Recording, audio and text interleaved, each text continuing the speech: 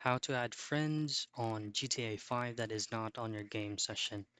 So first things first is you could actually do this both whether you're currently on the game session or just by heading into the Rockstar Games social club.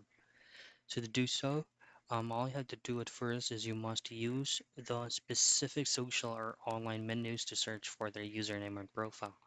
If you're using the PC or PS5, just simply hit on skip or pause the game and head straight into players or online, and then you can find a player's profile by searching their name through the Rockstar Social Club overlay.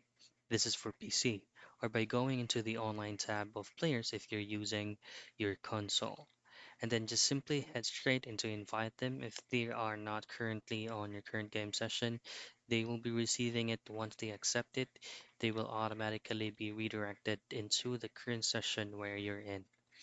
And that's it. That's how you add friends that is not currently on the game session on GTA 5.